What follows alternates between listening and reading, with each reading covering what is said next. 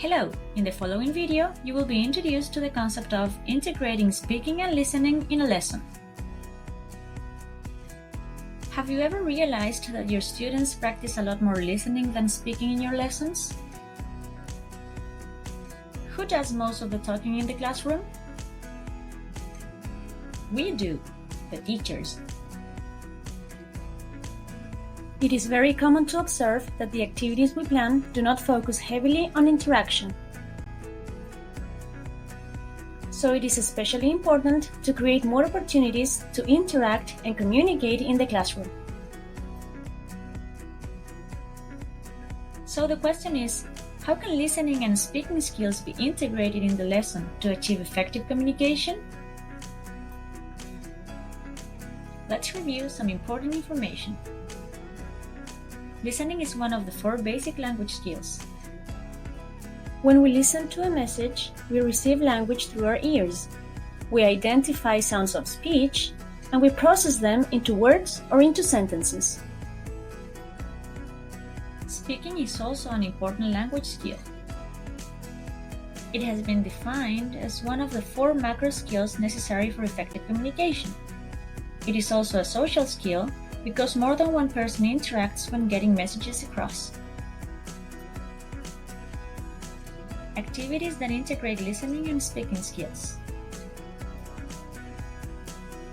Some types of activities that you can try with your students are the following: playing games like Find Someone Who or Guess Who, preparing individual reports or group reports, and also doing role-playing activities.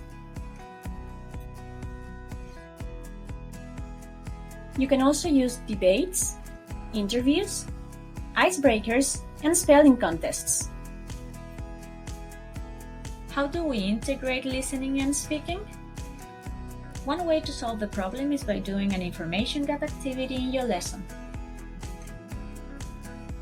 In this type of activity or game, students need to exchange information by talking and listening to each other in order to complete a task. Let's see an example of an information gap activity you can put into practice in your classroom. The name of the activity is The Amazing Race. It is based on the topic Personal Information. The objective of the project is to find out the students' personal information by asking and answering questions. Let's take a look at the steps. Ask your students to get in pairs or in groups, depending on the number of students you have. Give each team or student a chart with a set of instructions about the game Find Someone Who. For example, find someone who has a dog, find someone who likes pop music, find someone who doesn't like hamburgers, and so on. Go over any new vocabulary that your students might be unfamiliar with. Start the game. Students will ask each other questions such as, do you have a dog? Or what kind of music do you like? To complete their charts. They will write the names of their classmates who answer those questions. Monitor the game to make sure that your students have completed the task.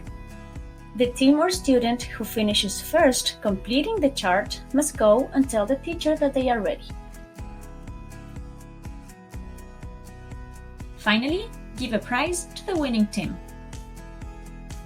This game is very flexible because you can adapt it to your context, and most importantly, students interact in a communicative situation as they listen and speak. Summary. In conclusion, is it possible to integrate listening and speaking in an interactive activity? The answer is yes.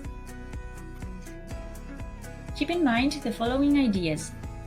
Plan activities where the language is used naturally. Create a friendly environment, and give each student the chance to interact and participate. So, are you willing to let your students be part of the race? Ready, steady, go!